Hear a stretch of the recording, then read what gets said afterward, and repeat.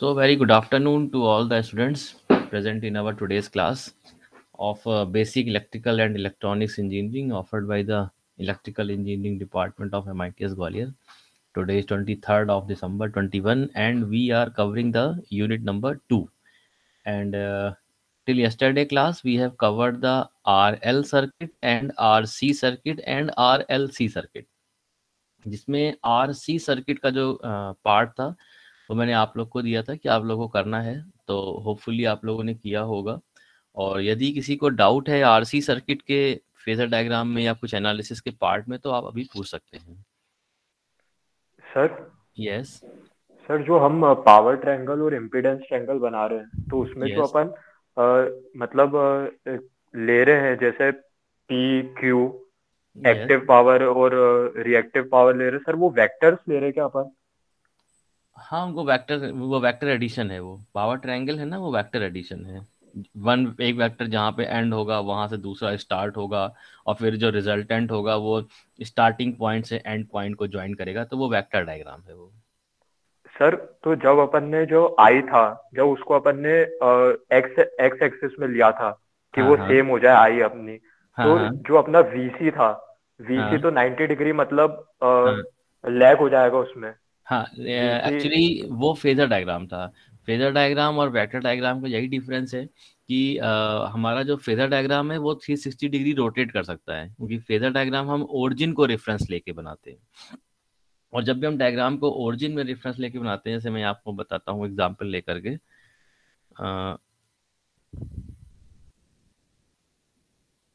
Example, तो अगर मैं फेजर की बात करूँ, फेजर डायग्राम,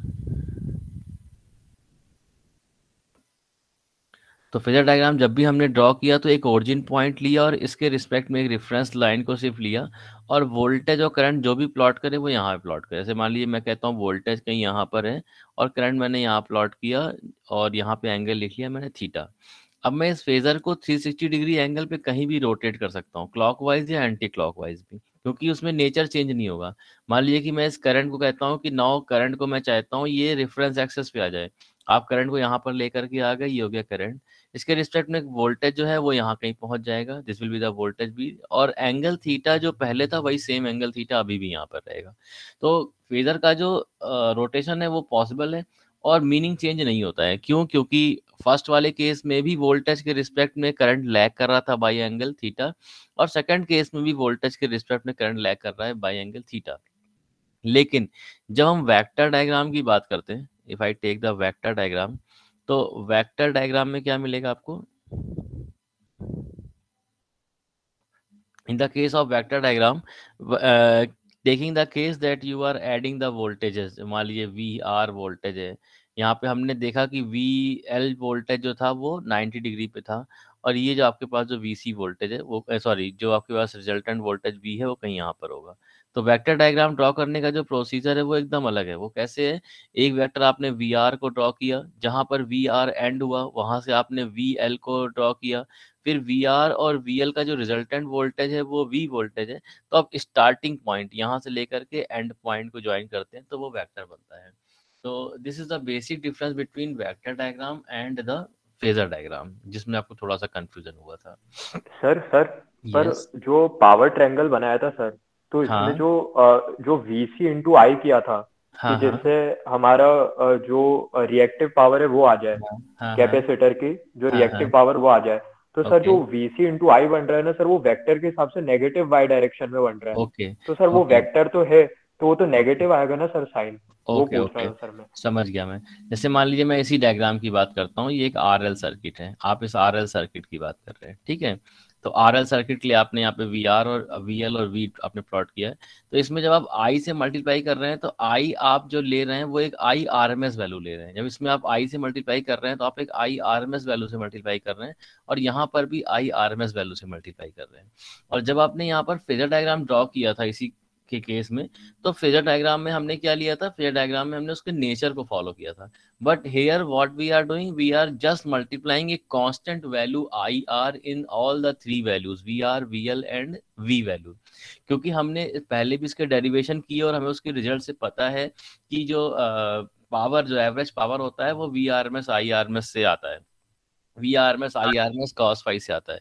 तो इसलिए हमने यहाँ पर जो बात कर रहे हैं वो हम एक कांस्टेंट वैल्यू करंट से मल्टीप्लाई कर रहे हैं, और फिर वो वोल्टेज और करंट मिल करके एक पावर को डिफाइन कर रहा है, वोल्टेज करंट मिलकर एक पावर को डिफाइन कर रहा है, फिर से V और IR मिल करके एक पावर को डिफाइन कर रहा है। ये बात एकदम ठीक है, लेकिन इसके कहीं पर भी इसके डायरेक्शन में, ओरिएंटेशन में चेंज नहीं हो रहा है।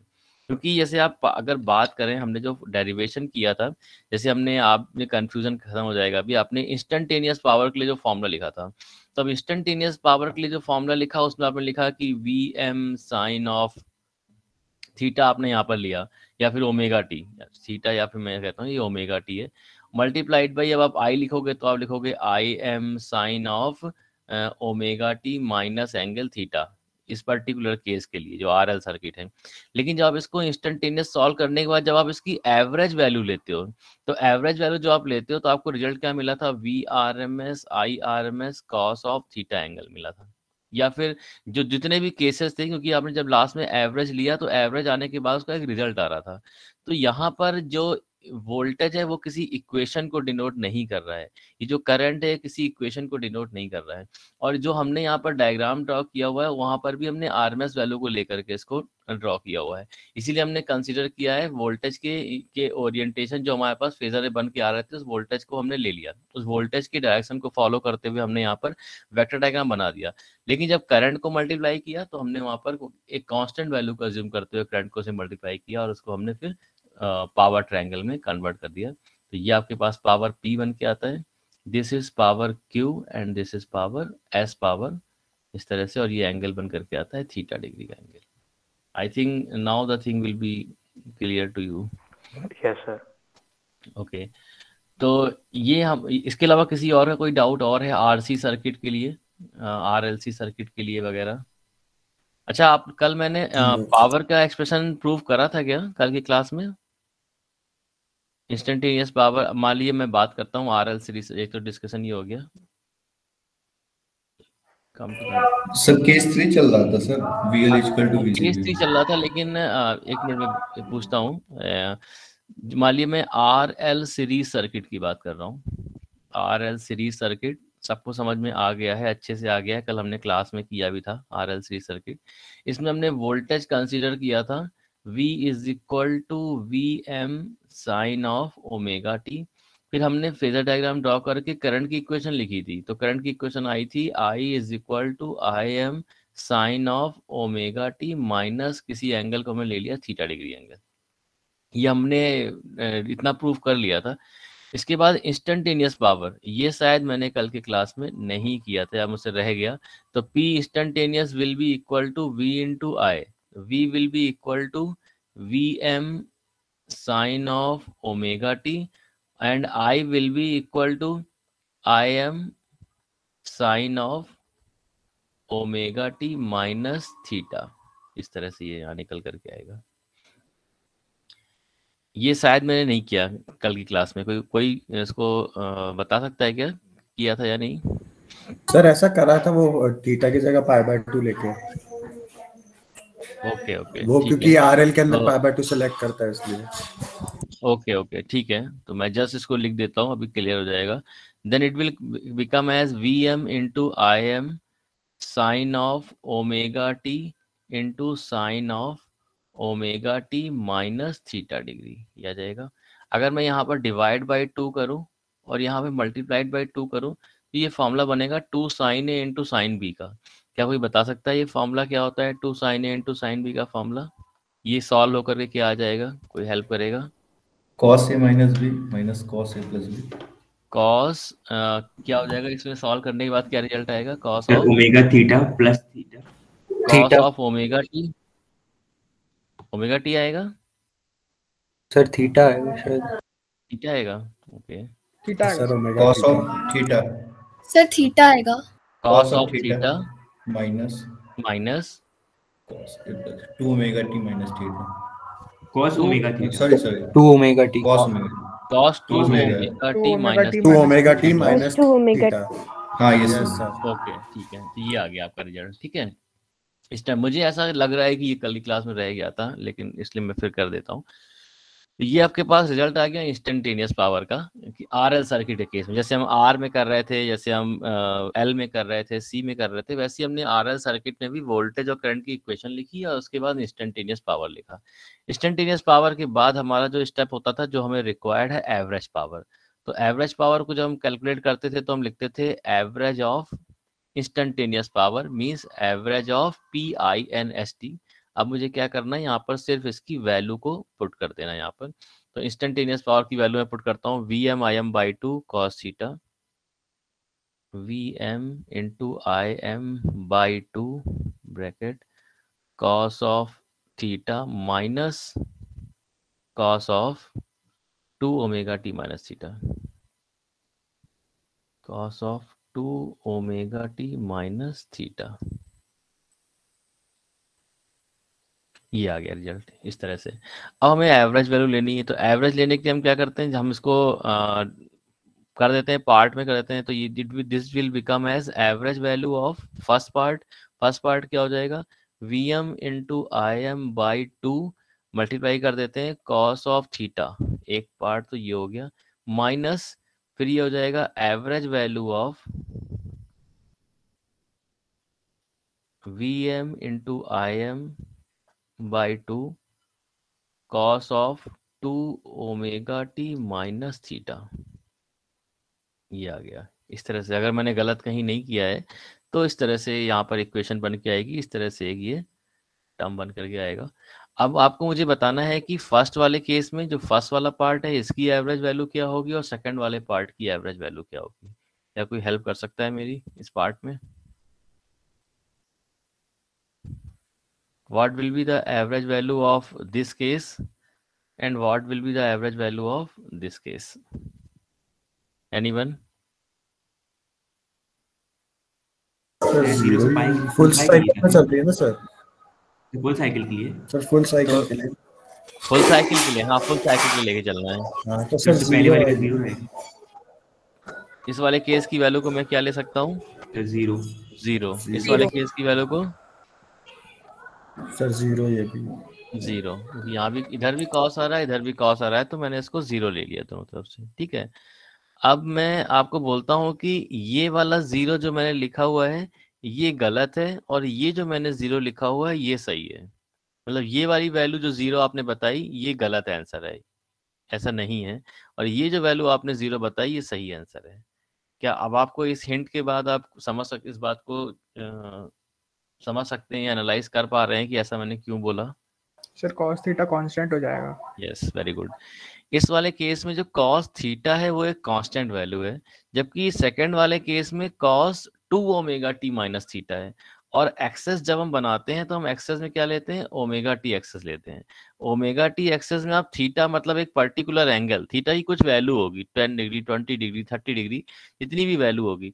जब आप इस वेवफॉर्म को कॉस वाली वेवफॉर्म आप प्लॉट करते हैं, आप बोलोगे सर कॉस की वेवफॉर्म ऐसी होती है। आपने माइनस थीटा किया तो प्लस करते हैं तो लेफ्ट, माइनस करते हैं राइट साइड शिफ्ट होगी। तो आप कहोगे ये वेवफॉर्म तो वेवफॉर्म के ही शेप में रहेगा, थीटा एंगल से सिर्फ ये शिफ्ट हो जाएगा वेवफॉर्म थोड़ा राइट हैंड डायरेक्शन में। और जब इस कंप्लीट साइकिल की आप वेवफॉर्म निकालोगे तो वो वेवफॉर्म जो है वो जीरो वैल्यू देगी, इसकी एवरेज वैल्यू जो निकल करके आएगी वो जीरो वैल्यू निकल करके आएगी।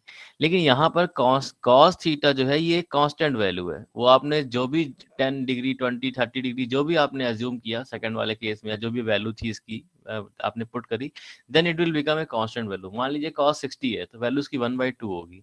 VMIM/2 is a constant value, cos theta is also a constant value. तो इस वाले केस में जो इसकी एवरेज वैल्यू आएगी it will become the VM into IM divided by 2 into cos of theta degree.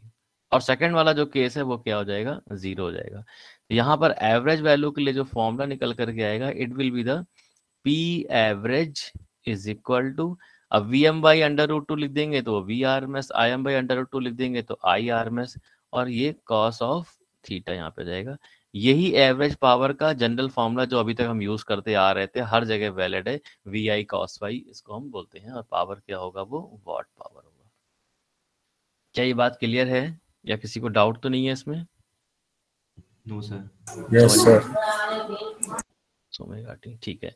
तो इस तरह से जो मैंने किया एवरेज पावर कैलकुलेशन, ये आपको आरसी सर्किट के लिए भी करना है। तो यहाँ मैं लिख देता हूँ, कल ये पार्ट रह गया था।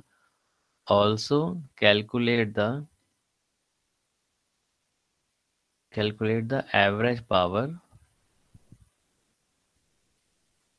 For RC series circuit.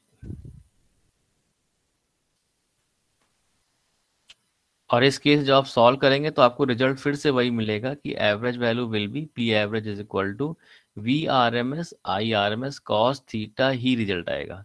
और ये जो बस फॉर्मूला मैथमेटिक्स चेंज होएगी, लेकिन रिजल्ट फिर से V R M S I R M S cos theta ही आएगा। और ये जो फॉर्मूला है, आप कह सकते हैं एक तरह से ये यूनिवर्सल फॉर्मूला है, ये हर जगह वैलिड है। अगर आप प्योरली रजिस्टिव सर्किट की बात करें, तो प्योरली रजिस्टिव सर्किट में आपके पास पावर फैक्टर 1 था, वी आई सेम फेज में थे, तो फॉर्मूला बन जाएगा V R M S I R M S. अगर मैं एक इंडक्टिव सर्किट की बात करूं, प्योरली इंडक्टिव सर्किट, तो उस केस में आपने कहा कि एंगल 90 डिग्री होगा और कॉस 90 की वैल्यू 0 होगी। कॉस 90 की वैल्यू 0 होगी तो एवरेज पावर 0 होगा। और हमने देखा था उस केस में वहां पर कि for a pure inductor the average power is 0। Similarly in the case of pure capacitor, theta angle फिर से 90 होगा, करंट लीड करेगा बट थीटा एंगल जो है वो 90 डिग्री होगा। थीटा 90 डिग्री होगा तो फिर से एवरेज पावर 0 होगी। तो this formula, you can say this formula is the universal formula for the calculation of power, what power, and what ever will be the value of theta considering the V and I phase angle, we will put that value and we will be able to calculate the average power. तो इस तरह से आप RC circuit के लिए भी verify कर लीजिएगा। इस यहाँ तक जितना मैंने कवर किया या फिर जितना कल पढ़ाया था, उसमें किसी को डाउट अगर है तो पूछ सकते हैं अभी आप लोग। ओके, तो फिर चलते हैं हम अपने टॉपिक पर। जहाँ पर हमने कल की क्लास को एंड किया था, वहीं से अपनी क्लास को आज स्टार्ट करते हैं। हम लोग देख रहे थे आरएलसी सीरीज सर्किट। तो मैं लिख देता हूँ RLC series circuit. RLC series circuit में हमने कंसेप्ट जो कवर कर लिए थे वो हमने फेजर डायग्राम ड्रॉ किया था। फेजर डायग्राम ड्रॉ करने के बाद केस नंबर 1 और केस नंबर 2 को हमने देख लिया था। एक केस में हमें दिख रहा था when XL is greater than XC, VL is greater than VC, then the nature is inductive और current is lagging with respect to the voltage. And in the case when the XC is greater than XL, VC is greater than VL, then in that case the power factor was leading in nature and current was leading with respect to the voltage. इतना हमने कर लिया था। Now coming to case number 3. Case number 3 RLC series circuit। और उसके बाद मैं draw करता हूँ यहाँ पर फेजर डायग्राम। मैं फिर से ड्रॉ करता हूँ। हमने यहाँ पर लिया था करंट के साथ सेम फेज में एक वोल्टेज था, उसको मैंने नाम दिया था V R voltage. Opposite direction,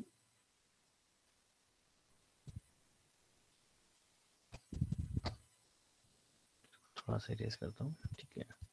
इसके अपोजिट डायरेक्शन में एक आपको वोल्टेज मिलेगा। इस वोल्टेज का नाम है वीसी वोल्टेज। ये फेजर डायग्राम किस तरह से आया था इसको हमने कल अच्छे से देखा था।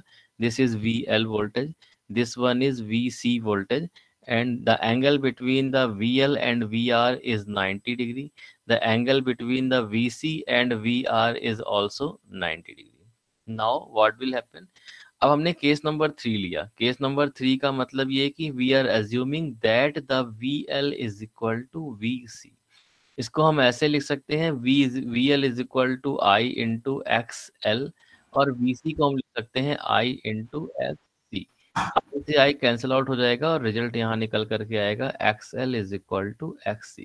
मतलब वो केस जिसको हम यहाँ पर डिस्कस कर रहे हैं, वहां पर VL is equal to VC भी वैलिड है कंडीशन, और XL is equal to XC condition भी वैलिड है, क्योंकि ये एक सीरीज सर्किट है। इसमें यहाँ पर आपके पास जो करंट की वैल्यू है वो सेम रहेगी कुछ इस तरह से। अब इस केस में क्योंकि VL is equal to VC है, then what we can say, हम कह सकते हैं यहाँ पर कि दोनों वेक्टर जो हैं वो एक दूसरे के इक्वल और अपोजिट डायरेक्शन में होंगे। तो ये दोनों एक दूसरे से अपोजिट डायरेक्शन में, इक्वल मैग्नीट्यूड हो गए और अपोजिट डायरेक्शन तो यहाँ पे दिख ही रहा है, तो ये एक दूसरे को कैंसिल आउट कर देंगे। जब ये एक दूसरे को कैंसिल आउट करेंगे तो इसका मतलब जो रिजल्टेंट फेजर बन करके आएगा वो कुछ इस तरह से होगा। क्या बोलोगे सर, अब हमें यहाँ पर एक करंट दिखाई पड़ता है I करंट, उसके साथ सेम फेज में एक वोल्टेज दिखाई देता है जो कि वोल्टेज है वी आर, और इसके अलावा जो दो कंपोनेंट हैं वो हमें दिख नहीं रहा है क्योंकि एक दूसरे को कैंसिल आउट कर रहे हैं रिजल्टेंट के फेजर डायग्राम में। It means the current is in same phase with the voltage and that voltage is V R. ये कंडीशन कौन सी होती है? This is the condition of a purely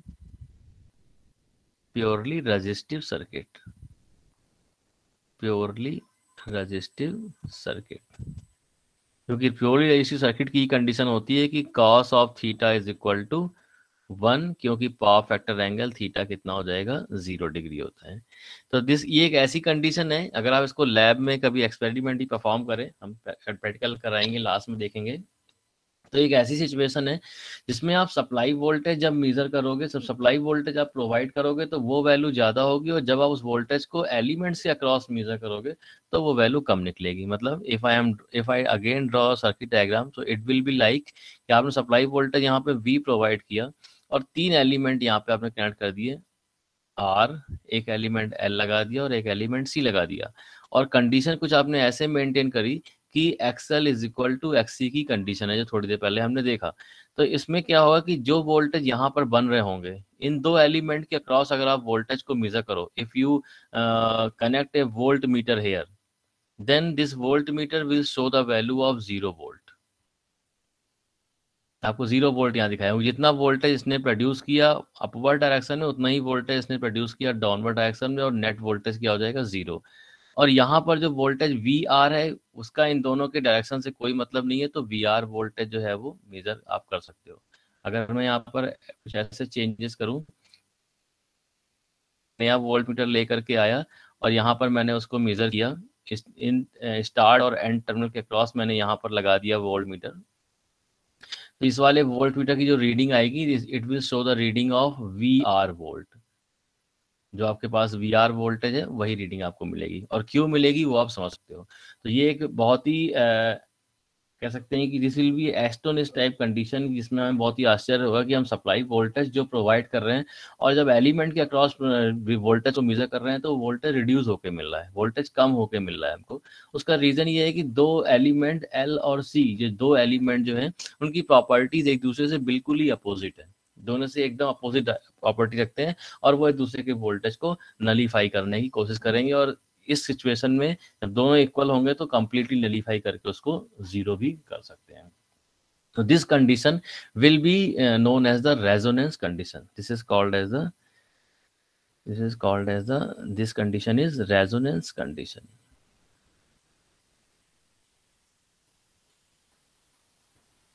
resonance condition. Why this is called the resonance condition? Because यहाँ पर आपके पास circuit का जो बिहेवियर निकल करके आया वो एक प्योरली रजिस्टिव सर्किट का बिहेवियर निकल के आया, जहाँ पर cos थीटा की वैल्यू 1 है, थीटा एंगल 0 है, और करंट वोल्टेज एक दूसरे के साथ सेम फेज में है। मतलब जब दो क्वांटिटीज एक दूसरे के साथ सेम फेज में हो तो उनको हम कह सकते हैं they are in the resonance. Resonance means they are in step with, one quantity is in step with the second quantity. So one quantity here is the VR and second quantity is the I. VR is in step with the I. So this we can say that this is following the condition of resonance. Even we are having the VL voltage and VC voltage. So considering this resonance condition, कुछ इसमें देखते हैं कि इस condition को थोड़ा solve करते हैं, मैथमेटिकली देखते हैं क्या रिजल्ट निकल करके आते हैं। तो कहता है ये कंडीशन सिर्फ और सिर्फ तब अकर हुई है जब हमको मिला VL is equal to VC। तो यहाँ से आगे स्टार्ट करते हैं। कहता है resonance condition,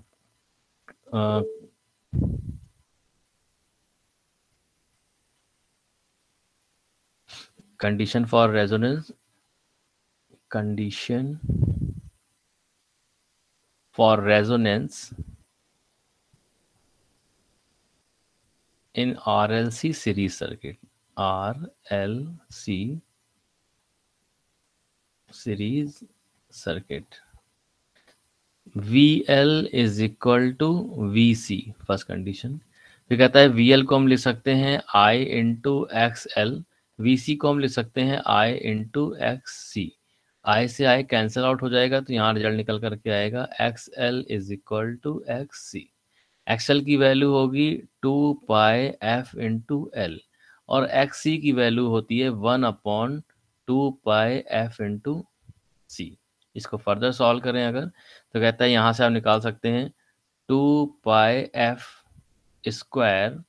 will be equal to 1/LC।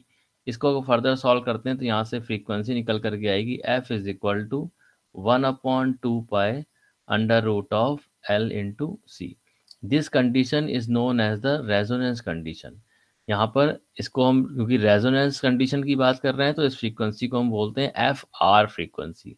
FR means the resonance frequency. तो रेजोनेंस कंडीशन पे फ्रीक्वेंसी की वैल्यू को कैलकुलेट करने पे न्यूमेरिकल्स बनते हैं। उसके लिए फॉर्मूला है FR is equal to 1/2π√LC। Resonance की सारी कंडीशंस को मैं अगर एक बार यहाँ समराइज कर दूं, सबसे पहले कंडीशन आपके पास निकल करके आई थी VL is equal to VC। इसको हमने सॉल्व किया तो कंडीशन निकल करके आई थी XL, सॉरी ये L है,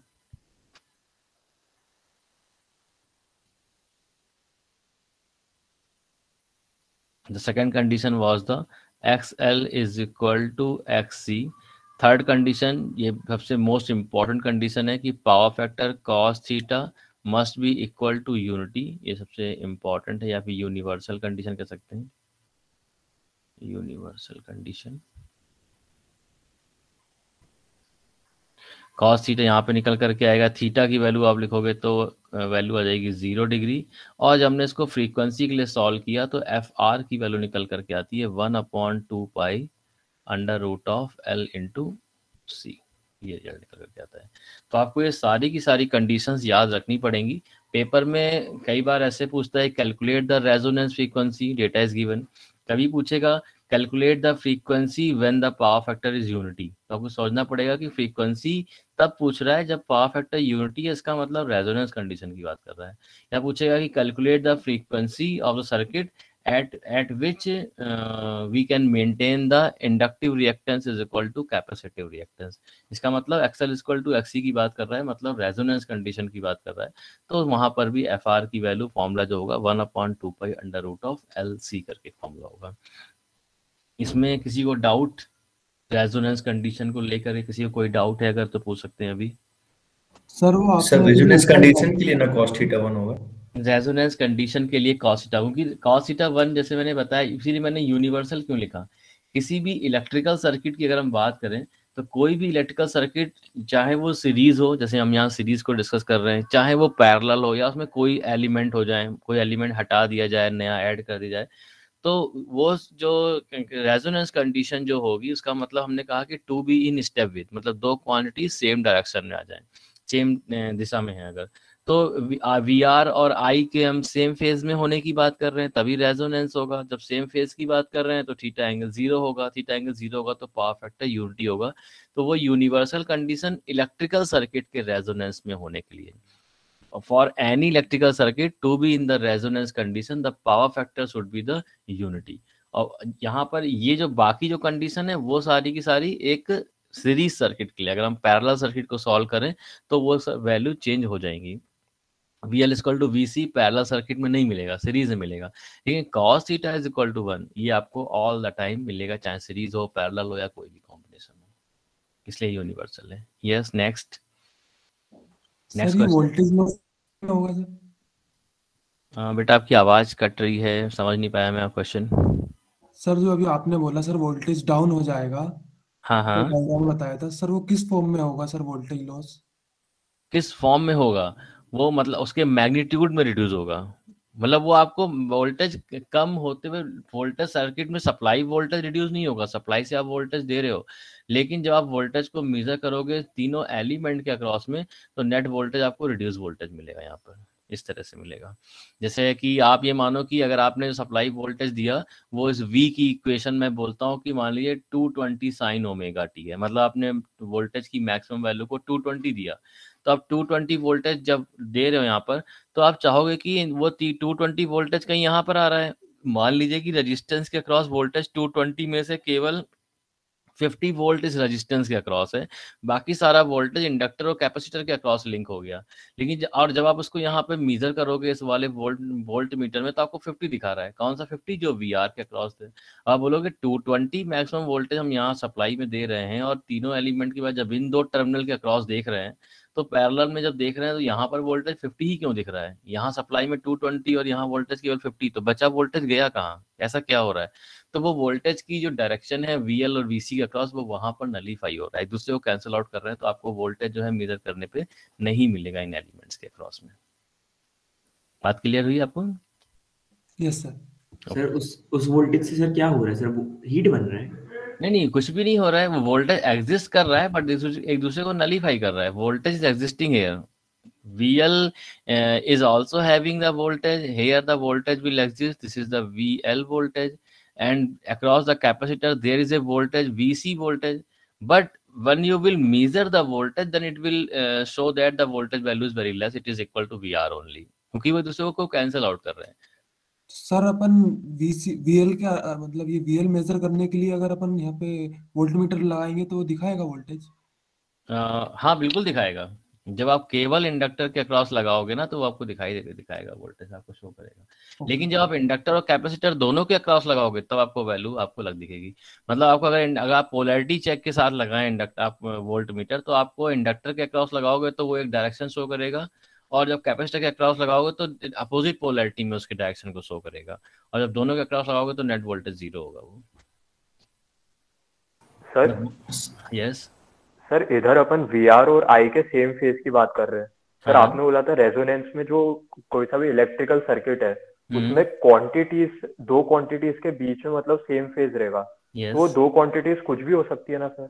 दो क्वांटिटीज मतलब हम यहाँ पर करंट और वोल्टेज की बात करें। इलेक्ट्रिकल में वैसे तो अगर एकदम इन जनरल की अगर बात करें, तो आप बोलोगे कि अगर दो वोल्टेज सेम फेज में, तो क्या वो रेजोनेंस में है?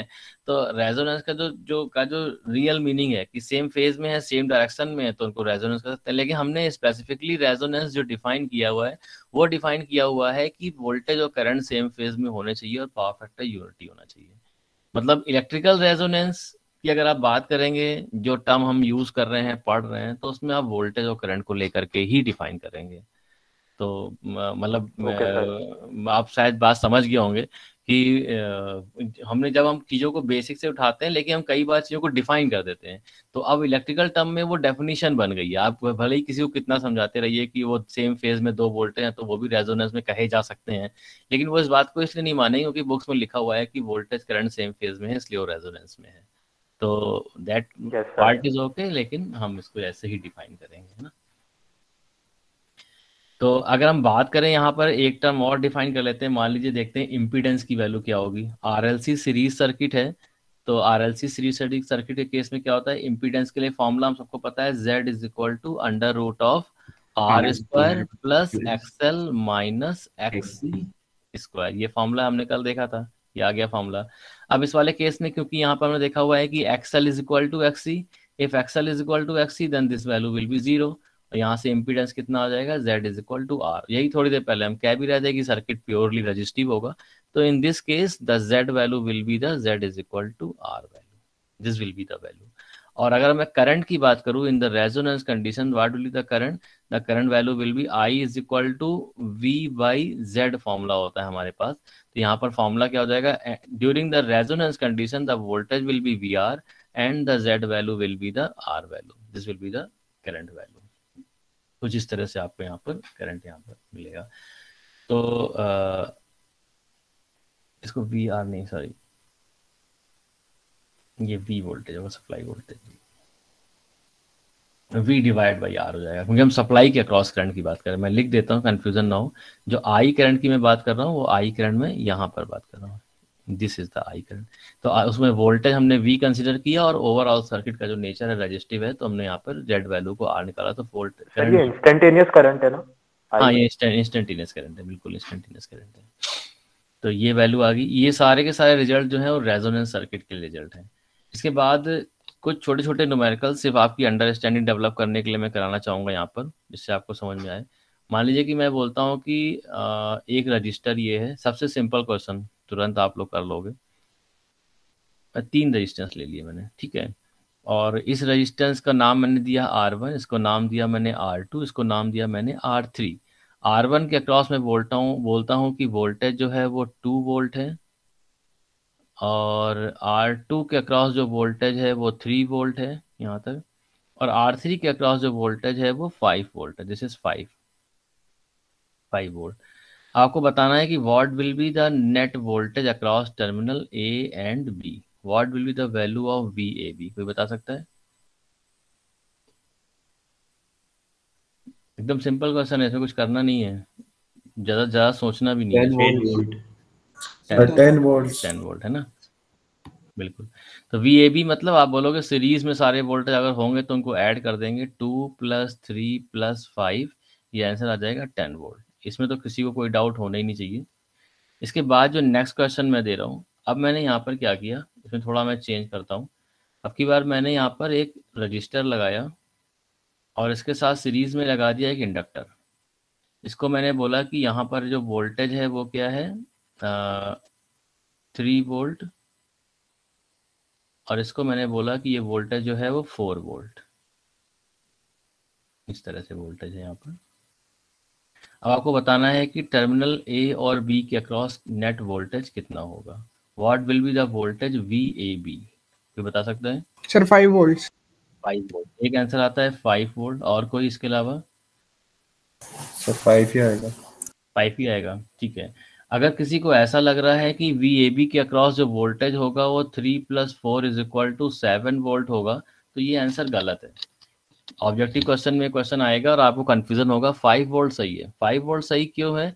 सिर्फ फॉर्मूले को भी अगर आप याद रखें तो आप बोलोगे V = √of VR² + VL²। इस फॉर्मूले को देखें, और अगर और जनरल फॉर्मूला मैं कर दूं तो वो हो जाएगा V = √of VR² + VL - VC²। जैसे हमारे पास Z का फॉर्मूला था वैसे ही हमारे पास ये V का फॉर्मूला हो गया। और इसमें जो एलिमेंट नहीं है उसकी वैल्यू को 0 कर दीजिए। हमारे पास जो सर्किट डायग्राम है उस सर्किट डायग्राम में यहाँ पर VC एलिमेंट नहीं है, तो VC की वैल्यू अगर मैं 0 कर दूं इस ब्रैकेट में तो ये हो जाएगा √of VR² + VL²। अब मैं यहाँ पे अगर वैल्यू पुट करूँ, then VR is the 3² and VL is the 4², then it will be the answer will be the 5 volt. ये बात सही है? ये बात कंसेप्चुअली आपको समझ में आई कि ऐसा क्यों हो गया? सीरीज एलिमेंट एग्जाम्पल नंबर 1 में भी थे और सीरीज एलिमेंट ही एग्जाम्पल नंबर 2 में भी थे, लेकिन जब हमने सीरीज एलिमेंट्स को सॉल्व किया तो फर्स्ट वाले केस में हमने सबको ऐड करते चले गए और सेकंड वाले केस में हम अंडर रूट लगा करके आंसर निकाल रहे हैं। तो ये बात समझ में आती है आप लोग को ऐसा क्यों किया मैंने? Yes sir. किसी को डाउट नहीं है? छोड़ सकता हूँ मैं इस पार्ट पे? सबको समझ में आ गया? Yes sir. Yes sir. ठीक है, यस सर। Very good. तो इसके बाद मैं एक क्वेश्चन देता हूँ, एग्जाम्पल नंबर 3। अब मैंने अब की बार एलिमेंट लिया इंडक्टर और दूसरा एलिमेंट भी मैंने लिया इंडक्टर। अब इस इंडक्टर के अक्रॉस मैंने बोला कि ये 5 वोल्ट है और इसके अक्रॉस ये 2 वोल्ट है। अब आपको बताना है कि टर्मिनल AB के अक्रॉस कितना वोल्टेज होगा। What will be the value of VAB voltage? Sir 7। 7 volt 7 volt 7 volt 7 volt. अब की बार फिर से हम जब ऐड कर रहे हैं तो हम वहां पर दोनों को ऐड कर रहे हैं, 5 + 2 कर रहे हैं, कि हमने फॉर्मूला नहीं अप्लाई किया। Next question, if I am taking the example 4 as we are having a element inductor 5 volt across this inductor and there is a capacitor having the value of 2 volt, then what will be the voltage VAB? Sir 3 volt 3 volt 3 volt 3 volt. इसका मतलब आप लोग concept समझ में आ गया, ठीक है? क्योंकि ये डायरेक्शन की बात हो रही है, जो ये केवल L और C को जब लेते हैं तो वो दोनों 180 डिग्री आउट ऑफ फेज होते हैं, तो हमने वहां पर सप्लाइड कर दिया। यस बेटा। सर इसमें जो AB के अक्रॉस है 7 वोल्ट आ रहा है, तो जो अपना सप्लाई वोल्टेज है वो भी 7 वोल्ट का है। हाँ, सप्लाई वोल्टेज 7 वोल्ट का है, हाँ बिल्कुल बिल्कुल। और सेकंड केस में भी सप्लाई वोल्टेज 3 वोल्ट का है। एग्जाम्पल नंबर 4 में हमारा सप्लाई वोल्टेज 7 वोल्ट का होगा, लेकिन हमें इंडक्टर कैपेसिटर के अक्रॉस नेट वोल्टेज 3 वोल्ट दिख रहा होगा, अपोजिट ओके डायरेक्शन की सर। वजह से, अपोजिट डायरेक्शन ओके की सर। वजह से। फिजर डायग्राम मैं ड्रॉ कर लेता हूँ, मैं समझ गया तो थोड़ा सा क्लियर हो जाएगा। अभी चीज़ें जब पढ़ते चलते हैं समझ में आती हैं, बाद में डिवीजन के टाइम में थोड़ी सी दिक्कत करती हैं। तो हम ड्रॉ कर देते हैं फिजर डायग्राम, यहाँ पे सब सब कुछ क्लियर हो जाएगा। तो अगर मैं बात कर रहा हूँ इस वाले इंडक्टर वाले केस में, तो अगर मैं यहाँ पर करंट लूँ, तो इस करंट के लिए आपको पता है कि इंडक्टर के अक्रॉस जो वोल्टेज होगा वो वी एल कहीं यहाँ पर होगा और वी सी कहीं यहाँ पर होगा, अपोजिट डायरेक्शन में है। इस वाले केस की अगर मैं बात करूँ तो आप कहता है कि यहाँ पर दो इंडक्टर हैं, करंट जो है वो वोल्टेज से लैग करता है। तो अगर मैं वोल्टेज यहाँ पर प्लॉट करूँ, वोल्टेज के रिस्पेक्ट में करंट लैग करेगा, दोनों सीरीज में है तो दोनों में सेम करंट होगा। तो आपके पास एक वोल्टेज ये V1 होगा, इसके साथ सेम फेज में दूसरा वोल्टेज क्या होगा, V2, क्योंकि दोनों ही इंडक्टिव एलिमेंट हैं।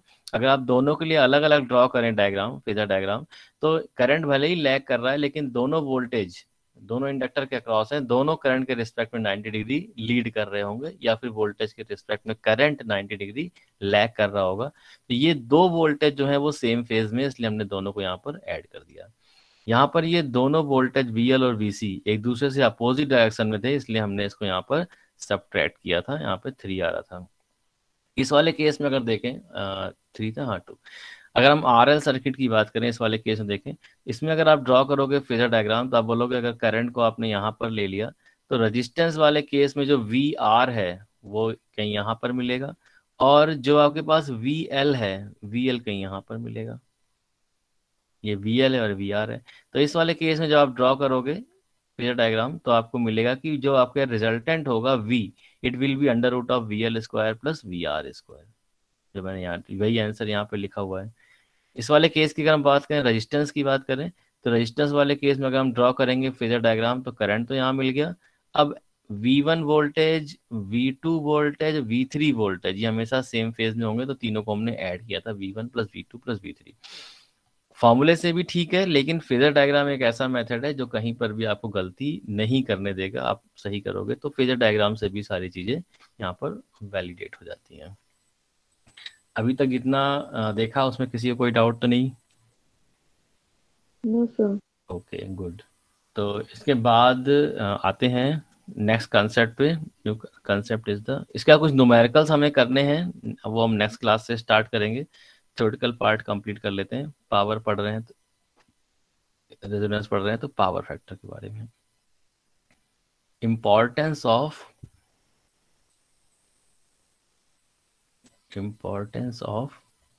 Power factor.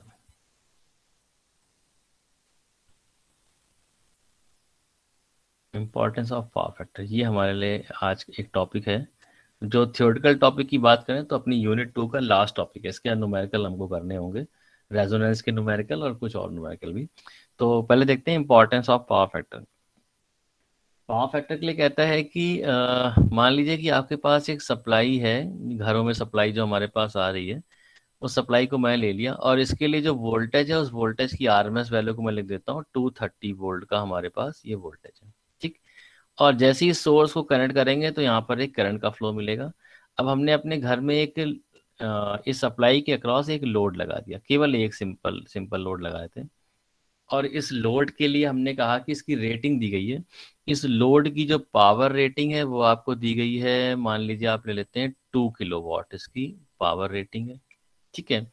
और वोल्टेज रेटिंग हम सबको पता है कि 230 वोल्ट होती ही होती है, तो जितने भी इलेक्ट्रिकल इक्विपमेंट हैं सारे 230 वोल्ट पे रेटेड होते हैं। और पावर फैक्टर, इसको मैं PF लिख देता हूँ, is equal to cos theta. इसकी वैल्यू को मैंने यहाँ पे क्या ले लिया, 1 ले लिया पावर फैक्टर। यहाँ मैं लिखता हूँ केस नंबर 1, ठीक। अब दूसरा केस लेते हैं। मान लीजिए आपके पड़ोसी केस नंबर 2 में उन्होंने क्या किया, इलेक्ट्रिसिटी सप्लाई बोर्ड ने उनको भी सेम सप्लाई प्रोवाइड करी, सेम ट्रांसफार्मर से सप्लाई आ रही है, तो उन्होंने कहा कि उनके पास भी जो RMS वैल्यू है वो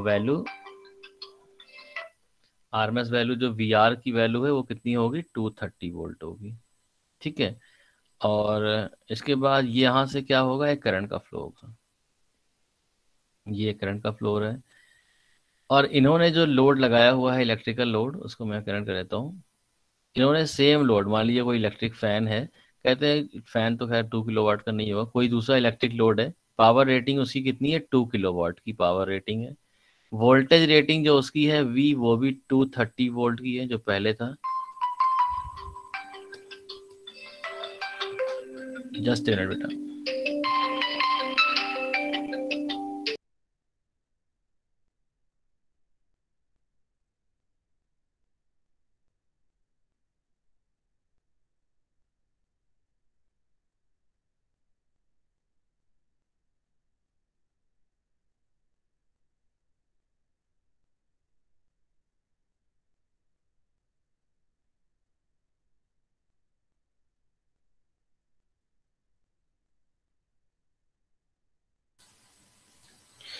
तो यहाँ पर इस वाले केस में अगर हम बात करें, सेकंड केस जो हमने यहाँ पर लिया, तो सेकंड वाले केस में हमने क्या लिया कि सेम जो लोड है उसका पावर रेटिंग फिर से 2 किलोवाट, वोल्टेज रेटिंग 230 वोल्ट, और पावर फैक्टर अब की बार मैं क्या करता हूँ, थोड़ा चेंज कर देता हूँ। मैंने कहा कि पावर फैक्टर जो कॉस ऑफ थीटा है उसको हम ले लेते हैं यहाँ पर 0.8 ले लेते हैं power factor.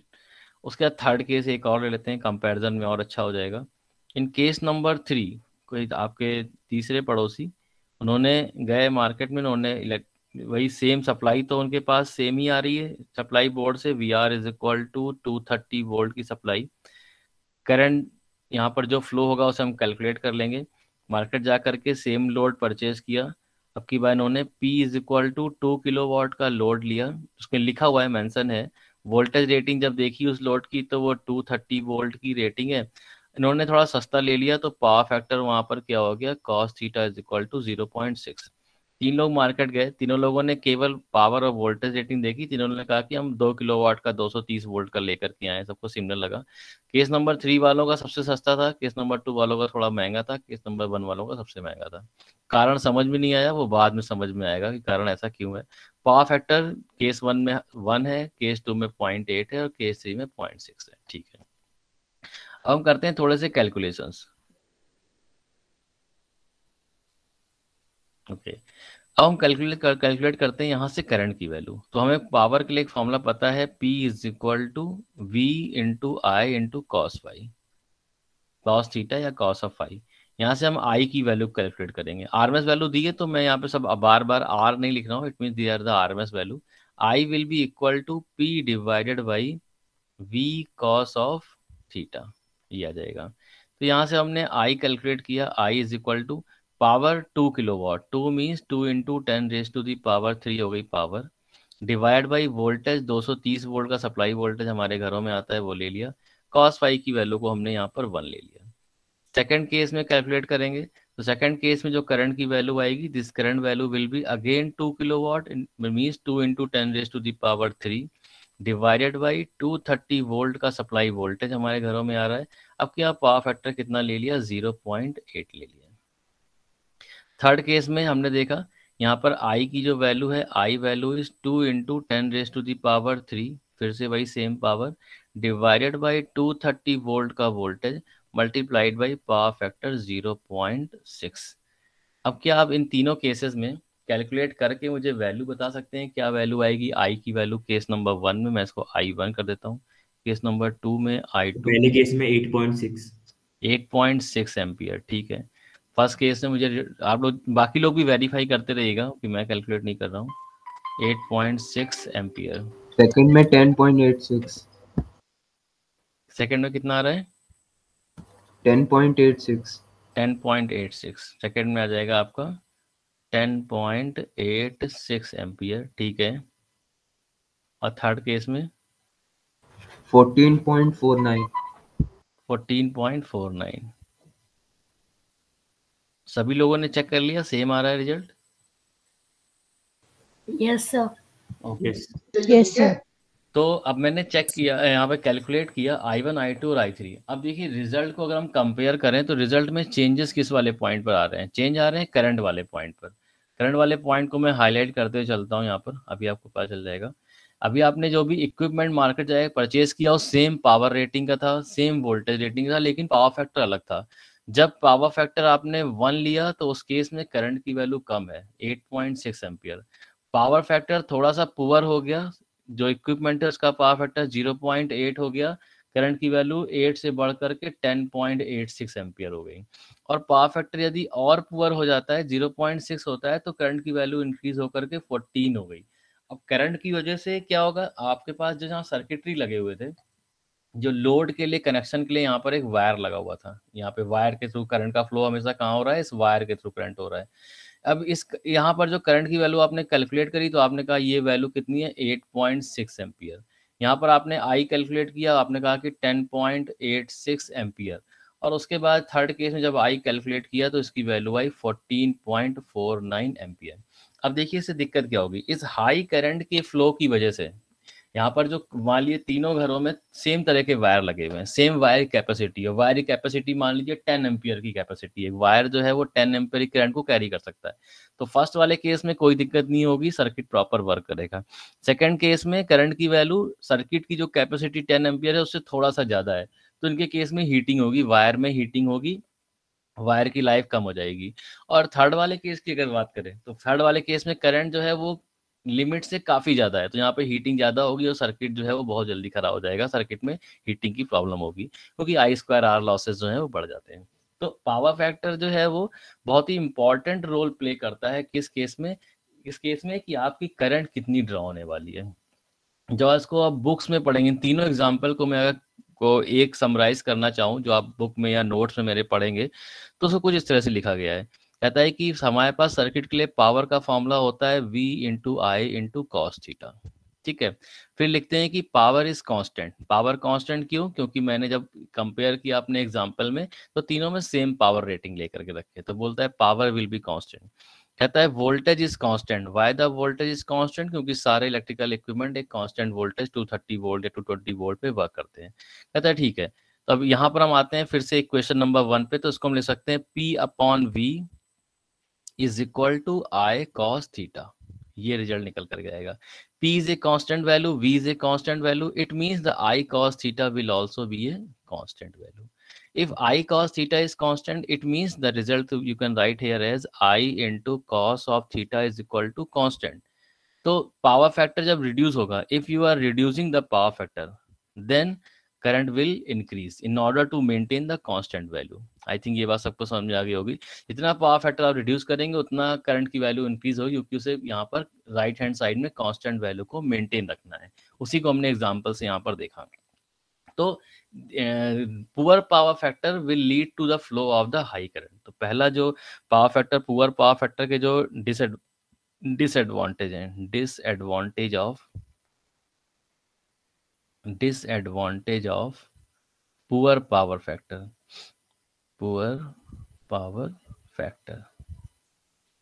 Number 1, high flow of high current, flow of high current,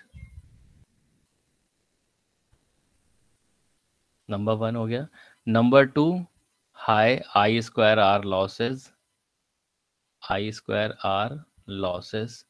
अगर I2R लॉसेस अगर ज़्यादा होंगे तो इसकी वजह से आपको दो इफेक्ट मिलेंगे। एक तो सिस्टम की एफिशिएंसी पुअर हो जाएगी, क्योंकि जितने लॉसेस ज़्यादा होंगे एफिशिएंसी क्या हो जाएगी, पुअर हो जाएगी।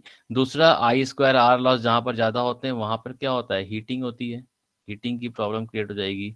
तो पॉइंट नंबर 2 से 2 पॉइंट निकल करके आएंगे। और इसके बाद थर्ड पॉइंट जो है वो क्या होगा, flow of high current, high I2R loss, efficiency will be poor, there will be heating. Okay, then due to the high current there will be high voltage drop. Due to the high current there will be high voltage drop, high voltage drop। Sir voltage तो constant है ना? Voltage constant है, लेकिन वो drop जो होगा कुछ इस तरह से होगा कि आपने सप्लाई वोल्टेज यहाँ से लिया, अब इस वायर के थ्रू 230 वोल्ट का जो वोल्टेज है आरएमएस वैल्यू वो तो आपके पास कांस्टेंट है, सप्लाई से जो आ रही है, सोर्स से जो आ रही है वो तो ठीक है। अब जिस वायर के थ्रू फ्लो कर रही है उस वायर का कुछ रेजिस्टेंस, मान लीजिए R रेजिस्टेंस है, R ओम का। अब करंट आपने यहाँ पर ड्रॉ करनी, हाई करंट को ड्रॉ करना आपने स्टार्ट कर दिया। ये लोड यहाँ पे कनेक्टेड है इस तरह से।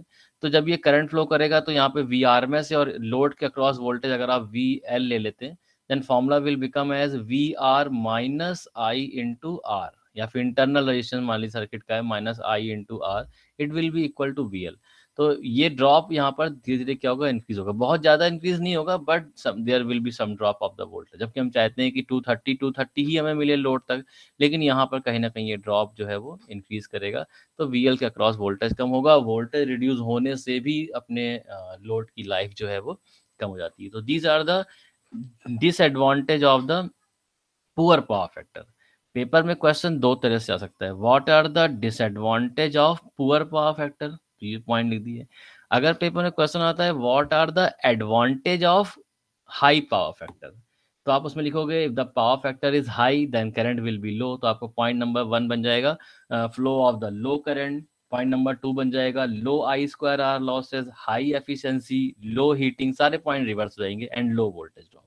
तो इस तरह से आपको इस पॉइंट को यहाँ पे कवर करना है। यस सर, अगर पावर फैक्टर अच्छा है, मतलब 1 है पावर फैक्टर, हाँ, तो जो वायर अपन यूज कर रहे हैं उसका रेजिस्टेंस भी ज्यादा होता होगा ना सर, हाँ। कि जिससे अपन को थोड़ा सा वोल्टेज ड्रॉप भी मिल जाता होगा सर, क्योंकि अपन को हाई करंट को बचाना है।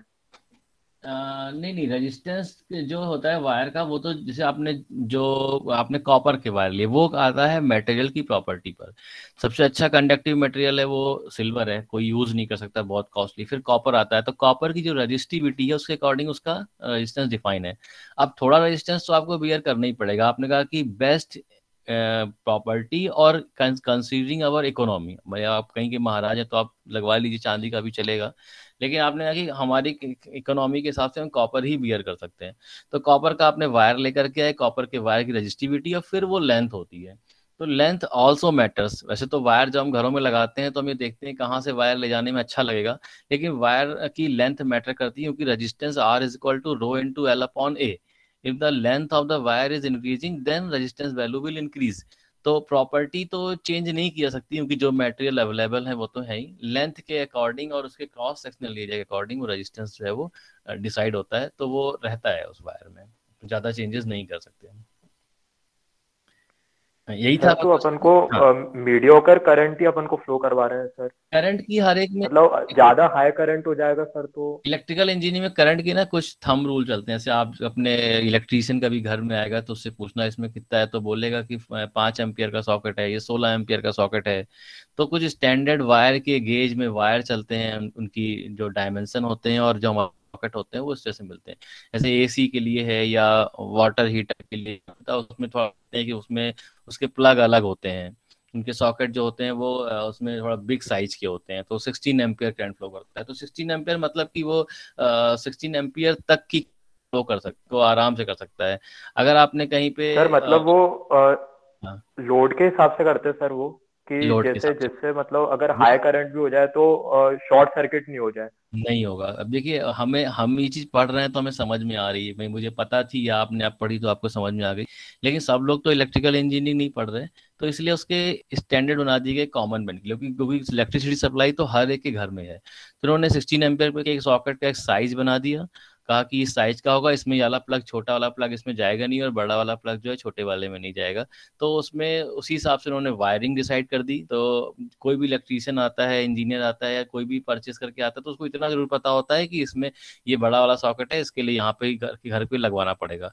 फिर वायरमैन को पता होता है कि ये बड़ा सॉकेट है, इसके लिए जो अंदर से वायर जाएगा वो थिक वाला वायर जाएगा, मोटा वाला वायर जाएगा, इतने गेज का वायर जाएगा। उसके वो साइज के हिसाब से देखते हैं, लेकिन रियलिटी क्या है, वो साइज नहीं, वो करंट कैरिंग कैपेबिलिटी डिसाइड होती है। क्योंकि अगर आपने छोटे वाले सॉकेट में 5 एम्पियर के सॉकेट में 16 एम्पियर करंट दे दी तो हीटिंग होगी। कई बार क्या होता है कि मान लीजिए प्लग नहीं है, लोगों के पास खुले हुए 2 वायर हैं, आपने एसी के 2 वायर या वाटर हीटर के 2 वायर निकाल करके उसको गलती से छोटे वाले प्लग में लगा दिया, मतलब 5 एम्पियर वाले या 6 एम्पियर वाले में आपने उसको लगा दिया, वाटर हीट हो रहा है, लेकिन वहां पर अचानक से क्या होगा, एमसीबी डाउन हो जाएगी, घर के मेन जो सर्किट ब्रेकर होगा जो आपके मीटर के पास लगा हुआ वो डाउन हो जाएगा, क्योंकि कहीं ना कहीं इस वायर की हीटिंग हुई होगी और वहां पर सर्किट शॉर्ट सर्किट हो गया होगा। आपने इंटेंशनली एक कम करंट कैरिंग कैपेबिलिटी के वायर पे हाई करंट का फ्लो किया, जितनी देर वो बियर कर पाएगा ठीक है, अदरवाइज वहाँ पे हीटिंग होकर मेल्ट हो जाएगा। तो इस तरह की प्रॉब्लम वो जो है वो हो जाती है। और एक बार मैंने ये चीज़ करके भी देखी, वो होता है, मतलब प्रैक्टिकली भी।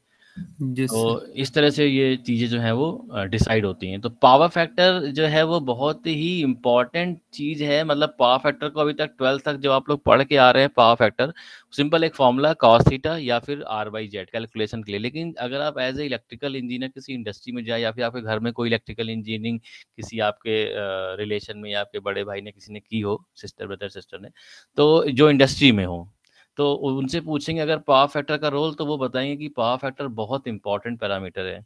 इलेक्ट्रिसिटी बिल्स में अगर पावर फैक्टर 0.8 से कम होता है इंडस्ट्रीज़ में, कॉमर्शियल बिल्डिंग में, तो पेनल्टी लगती है, गवर्नमेंट पेनल्टी लगाती है कि 0.8 से कम करना ही नहीं है पावर फैक्टर। उनको पता है कि इससे क्या क्या डिसाइड, तो लोग जो है उस पेनल्टी की डर से, वो पेनल्टी को बचाने के लिए वो पावर फैक्टर को इम्प्रूव रखते हैं। पावर फैक्टर को इम्प्रूव करने की डिवाइसेस लगाते हैं, पावर फैक्टर इम्प्रूवमेंट डिवाइसेस जो होती हैं वो लगा के रखते हैं, और कोशिश करते हैं कि वो 0.1 तक मेंटेन रहे। इलेक्ट्रिसिटी बिल्स जिन कॉमर्शियल बिल्डिंग, जिन इंडस्ट्रीज़ के इलेक्ट्रिसिटी बिल्स जो हैं वो 50-50 लाख तक आते हैं, 1 मंथ के बिल लाखों में आते हैं। वहाँ पर पावर फैक्टर अगर 0.1 की जगह 0.9 हो जाए, तो उनका इलेक्ट्रिसिटी बिल में पर मंथली जो है वो 5-5 लाख का वेरिएशन आता है। तो उनको पता होता है कि पावर फैक्टर कितना इम्पोर्टेंट है इकोनॉमिक्स को मेंटेन करने के लिए, करंट को मेंटेन करने के लिए, लॉसेस को मेंटेन करने के लिए, सिस्टम की एफिशिएंसी को इम्प्रूव करने के लिए। और गवर्नमेंट ने उसको कन्वर्ट कर दिया पेनल्टी के लिए, पेनल्टी के पार्ट पर, जिससे कि लोग उसे रिलेट कर पाएँ कि अगर ऐसा नहीं करेंगे तो हमें पैसा देना पड़ेगा। इसीलिए वो उसको मेंटेन कर पाते हैं। अदरवाइज़ टेक्निकल रीज़न्स तो यहाँ पर हैं जो हम पढ़ रहे हैं। तो नेक्स्ट क्लास में इसमें कैसे इसको इम्प्रूव करते हैं, और वो भी बहुत ही सिंपल सा फंडा है इम्प्रूव करने का, वो मैं आपको नेक्स्ट क्लास में ज़रूर बताऊँ। कि आप लोग इतना इंटरेस्ट ले रहे हैं, तो मेरे पास कुछ इंडस्ट्री के रिजल्ट्स हैं और वहाँ की केस स्टडी हैं, तो उसको हम नेक्स्ट क्लास में डिस्कस ज़रूर करेंगे कि पावर फैक्टर को कैसे इम्प्रूव किया जाता है यदि वो पुअर हो रहा है पावर फैक्टर। तो अगर इसके अलावा किसी के डाउट है तो आप पूछ सकते हैं आज के कंटेंट से रिलेटेड। सर थोड़ा सा ऊपर कीजिए। यस, थोड़ा सा और। सर एक क्वेश्चन में डाउट था सर, और ऊपर। ठीक है, ये आप केस इसके ऊपर सर इसमें कैपेसिटर लगाया था अपन ने सर, और ऊपर कैपेसिटर। अच्छा अच्छा अच्छा, ये वाला क्वेश्चन एग्जांपल 4। फोर्थ हाँ वाले में हाँ, सर अपन ने सप्लाई 7 किया, लेकिन अपन को रिजल्ट 3 मिलेगा। यस बिल्कुल। सप्लाई जो सोर्स लगा होगा वो 7 वोल्ट का सोर्स लगा होगा, लेकिन जब आप उसको मेज़र करोगे इन दोनों एलिमेंट के अक्रॉस में, तो आपको वो 3 वोल्ट में। वही तो बात है इसकी कि आपका जो वोल्टेज है वो नेट वोल्टेज जो है वो रिड्यूस कर जाता है इन दो एलिमेंट के अक्रॉस में, क्योंकि इस एक वोल्टेज एक पर्टिकुलर डायरेक्शन में, दूसरा अपोजिट डायरेक्शन में, एक वीएल के अक्रॉस इस डायरेक्शन में, एक वीसी के अक्रॉस इस डायरेक्शन में, तो नेट वोल्टेज आपको रिड्यूस होकर दिखाई देगा। Yes sir. और कोई डाउट इसके अलावा? सर जैसे हम नॉर्मल हाउसिंग में सिल्वर वायर्स का यूज करेंगे तो अप्लायंसेस खराब होने के चांसेस बढ़ जाते हैं। अच्छा ऐसा है क्या? सर पूछ रहा हूँ। अच्छा पूछ रहे हो। नहीं, सिल्वर वायर यूज़ करेंगे तो अप्लायंसेस ख़राब होने के बिल्कुल चांसेस नहीं बढ़ते हैं, बल्कि आपको बेटर रिजल्ट मिलेंगे। क्योंकि अगर हमारा बेस्ट कंडक्टिंग मटेरियल जो है वो तो सिल्वर है, सिल्वर से अच्छी कंडक्टिंग प्रॉपर्टी किसी की नहीं है। लेकिन सिल्वर के बने हुए वायर परचेज कौन करेगा? मतलब कैसे वो कोई जाके कहेगा कि हमें खरीदना है? मतलब आपको 1 मीटर का वायर और आपको कोई कहे कितने रुपए का लेना है, चांदी का बना हुआ है, तो आप नहीं ले पाएंगे। इसलिए सिल्वर के वायर्स को हम ना तो कोई यूज़ करता है, ना ही वो बनाए जाते हैं, क्योंकि वो इकोनॉमिकल नहीं है। Economics in the engineering also matters. When you will be in the 3rd year or 4th year, then you will see mainly the electrical mechanical engineer. They see that how the economics play the role in when we develop some technology. Solar technology आज इतनी famous है, लेकिन solar technology 25 साल पहले से आ गई थी India में भी और बाहर भी। तो लेकिन क्योंकि उसकी हाई इनिशियल कॉस्ट उसकी हाई इतनी होने की वजह से लोगों ने उसको रिजेक्ट कर दिया था। इनिशियल कॉस्ट सिर्फ हाई है, लेकिन मेंटेनेंस कॉस्ट जीरो है। तो हम उस बात को समझा नहीं पाए कि आपने सिस्टम को अगर एक बार लगा लिया तो आपको 25 साल तक सिस्टम का मेंटेनेंस देना ही नहीं है, वो चलता ही रहेगा। ना बिल देना है, ना मेंटेनेंस देना है, बहुत कम है, बिल्कुल जीरो नियर बाई है। लेकिन वही है कि इकोनॉमी को देखते हुए, इनिशियल कॉस्ट को हाई देखते हुए लोगों ने उसे रिजेक्ट कर दिया, लेकिन अब जाकर के लोग समझ पा रहे हैं कि सिस्टम इकोनॉमिकल है। तो वो जो इकोनॉमी है ना, उसकी वजह से हम सिल्वर भले ही बहुत अच्छा मटेरियल है, लेकिन हम उसको यूज नहीं कर सकते हैं। कॉपर आप देखेंगे, कॉपर कॉयल का आप कोई इलेक्ट्रिकल सर्किट लेंगे, कोई इलेक्ट्रिकल अप्लायंसेस लेंगे या एल्यूमिनियम का लेंगे, तो एल्यूमिनियम वाला कम होगा। इसीलिए हम जाके बोलते हैं कॉपर कॉयल है, इसमें कॉपर कॉयल है। कॉपर कॉयल इसलिए क्योंकि कॉपर कॉयल हमें पता है कि अच्छा कंडक्टिंग मटेरियल है, उसकी लाइफ ज़्यादा है, उसमें लॉसेस कम है, एफिशिएंसी ज़्यादा है, हर तरह से बेटर है, तो कॉपर हम लेते हैं। लेकिन कई बार आप सुनते होंगे कि ट्रांसफार्मर ख़राब क्यों आता है, कॉपर के लगाने चाहिए वायर और इंजीनियर आके एल्यूमिनियम के लगा जाता है। तो वहाँ पे क्या होते हैं, वो परचेज में गड़बड़ कर देते हैं। नॉट सभी नहीं ऐसा करते, मतलब जो अगर ऐसे हैं तो परचेज में वहाँ दिक्कत हो जाती है, इन्होंने पैसा लिया कॉपर का लगा दिया एल्यूमिनियम का, तो वहाँ क्वालिटी डिग्रेड हो जाती है, वो भी कंडक्टिंग मटेरियल है। तो इस तरह से डिसाइड होता है, इसलिए सिल्वर का हम यूज़ नहीं कर सकते हैं इकोनॉमिक वजह से। Okay sir. Yes, next. Sir अगर अपन सिल्वर के अगर वायरिंग कर भी दें तो वो लोड भी उस हिसाब का लेना पड़ेगा ना सर अपन को, कि वो उतना करंट ले पाए।